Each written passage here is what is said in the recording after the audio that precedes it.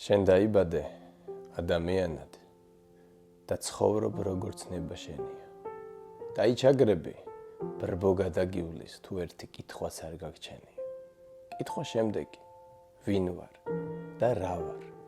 აქ მყოფთან კიდევ რა დამრჩენია? სად ხედავ მართალს და რატომ ხედავ ვინ კიდევ ვისი გადამრჩენია? ანუ ცხოვრებას წარმართავ თვითონ?